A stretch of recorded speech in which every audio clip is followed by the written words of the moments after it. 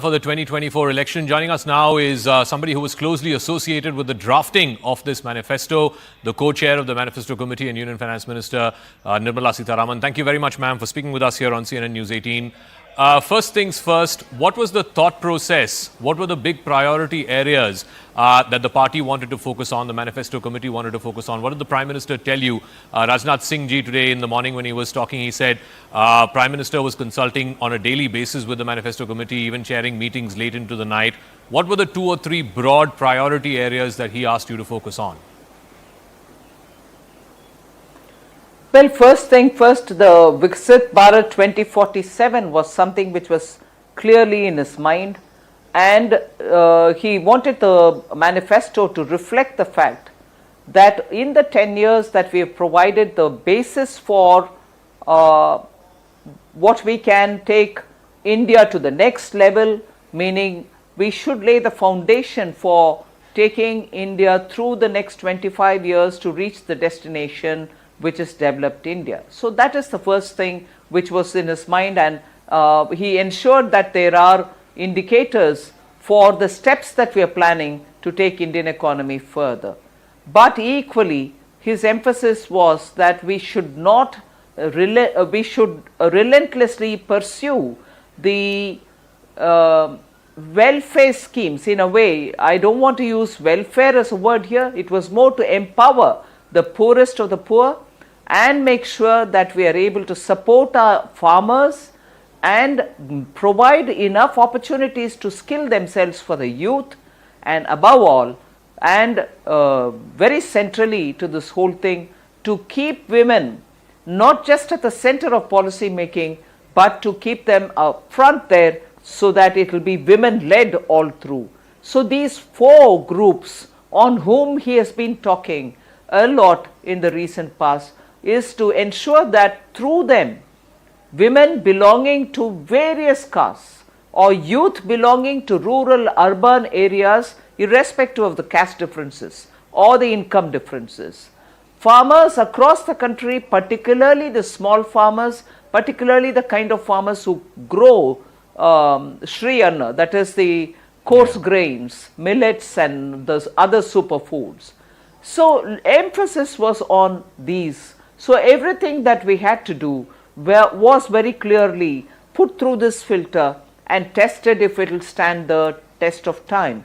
Above all, I should recognize more than 15 lakh inputs which had come from the people of India saying we'd like you to put this aspect in the budget, and I mean in the Sankalp Patra and so on. So we've given a lot of emphasis for those inputs which have come also, and the Prime Minister was keen that we go through each one of them, and there was a large team sitting and sifting through the inputs which had come.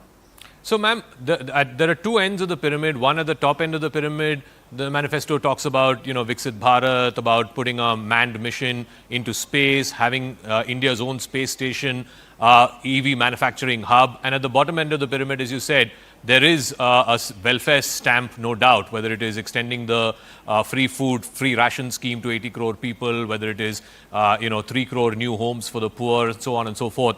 Isn't there a contradiction between the two? On the one hand, you have a pathway to Viksit Bharat. On the other hand, you also realize that everything is not hunky-dory. Well, I don't want to put it as it's not hunky-dory. It is a matter of reality that we have a section of our population which still needs to be empowered. And that is why you have the PM Garib Kalyan Anna Yojana, which is extended for another 5 years.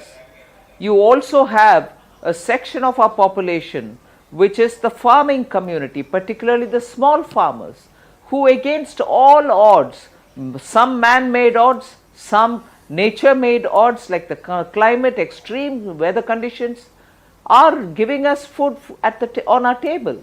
So are we not going to support them? And therefore we made sure that in order to empower the farmers to be able to better perform in their farms, we need to get technology there, get the drones going there, ensure that fertilizer, the dependence on imported fertilizer be brought down, and subsidize fertilizer so that the farmer is not paying through his nose for an essential input. So thought has been applied to empowering sections of Indian society which with dignity intact can grow into the system and contribute to the system. Whereas if you talk from the point of view of only Garibi Hatao, you don't seem to understand and appreciate the nuance that the policy should take in order to empower them. That is why we have gone to talking about it not from the point of view of welfare, but more from the point of view of empowering them. So the other end of the pyramid that you're talking about is not also to be taken for granted, because that is constantly requiring of legislative and other support, and that is important for India's transformative change. So, right after the BJP released its manifesto this morning, within an hour or so, the Congress party also held a press conference. They are calling this not a Sankalp Patra, but a Jumla Patra. Mr. Modi's government needs to give an account as to what happened to the promises you made in 2014 and 2019, whether it is 2 crore jobs, doubling farmers' income, etc., etc. What would you say to that? Well, for an opposition, what else will they do? If only they go into the details of what is in the Sankalp Patra. We have not just put one promise over the other, 14's promise and then 19 promise over it, and then now 24's promise over it. For each one of the Sankalp Patra and the manifesto that was released, we have accounted for what we have done, what we have completed. Now this 15 lakh, which is not come, nobody promised this 15 lakh, but yet we did say that we will pursue the black money holders and take action on them. That is continuing to happen, and when action happens, they accuse you of not having caught black money sufficiently, but when Sankalp Patra time comes, they say, where is the black money? That is why all the action is happening. You see tons and tons of money being stacked at home. Even all of them are coming out.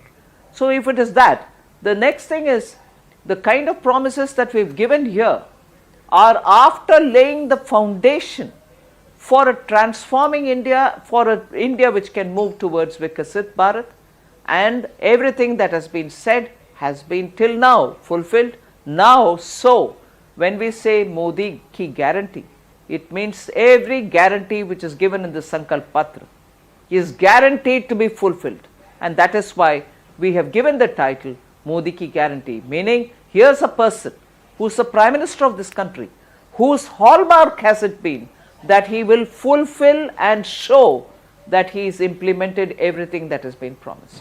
The opposition has also framed this election, the 2024 election. The BJP is saying this is the pathway to Viksit Bharat. The opposition is saying democracy itself is at stake. And one point that they continuously keep asking is, why are these agencies, IT, CBI, ED, etc., taking disproportionate action against opposition? Are there no allegedly corrupt members in the BJP? And whenever some opposition member joins the BJP, then they are saying it's like a washing machine. How would you respond to that? That's not true, Zaka. Let me remind them that many of the cases on people on whom action is now precipitating are those on whom the cases were filed during the UPA era itself. Many of the cases are their time cases. Now when CBI or ED are given their due independence, they pursue the cases because they have to prove that they have not taken cases up frivolously. And if there are evidence, and it is not for you or me to judge it, it is the court which is judging. The cases which are being taken up in the courts and the evidences which are being put before the honorable courts stand out, speak for themselves. So action is inevitable. I would think that they should now look at their period when the public and some of the ministers themselves called the CBI a caged parrot. Why was it a caged parrot? Because if it was given its due independence, their own ministers in the UPA cabinet would have been caught first place. They wouldn't want that embarrassment.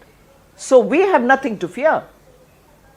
Prime Minister Modi has always led, as a Chief Minister and as a Prime Minister, a corruption-free government. So what have we got to fear? But they had a fear in their mind, and that's why the independence of CBI and ED were curtailed. Ma'am, you've just come back from a campaigning trip to Tamil Nadu. Obviously, your party is really working hard on the ground, trying to make inroads, make a dent in what has been the Dravidian fortress over the last 50 years. The Dravidian parties, on the other hand, both DMK and ADMK are saying the primary contest is still between DMK and ADMK and that BJP at best will come a number 3 party. What leads you to believe that the lotus will bloom this time in Tamil Nadu? Well, first of all, the kind of anti-incumbency there is against the ruling party. I recognize this election is not for the state assembly. It is certainly for the parliament. But the anti-incumbency which is already set in at least 2 years prior to the election for the state assembly is so sharp, it is so in your face, the kind of things that the government has been doing. Not just the liquor which is flowing like water, water is scarce but liquor is all abundant. They have now promoted drugs. The first family in Tamil Nadu has been directly, it is alleged that they are directly involved with the fellow who has been arrested for international racket running drugs.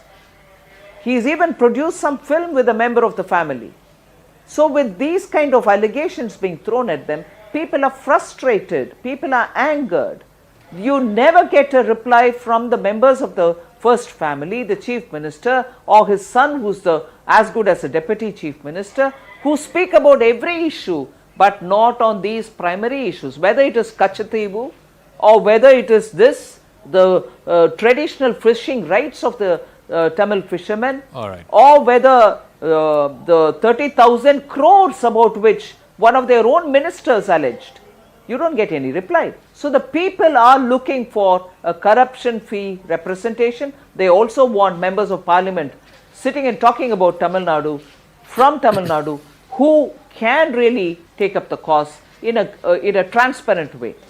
All right, Nirmala Sitharaman ji, thank you very much for joining us here on CNN News 18 and explaining to our viewers the thought process behind the BJP Sankalp Patra. So the Union Finance Minister, she was also the co-chair of the Manifesto Committee, explaining that how both ends of the pyramid, at the top end, the Manifesto talks about making a Viksit Bharat, about launching India's own space station from Chandrayaan to Gaganyaan, and at the bottom end of the pyramid, also talking about the welfare schemes that are continuing and that are being promised to the poor.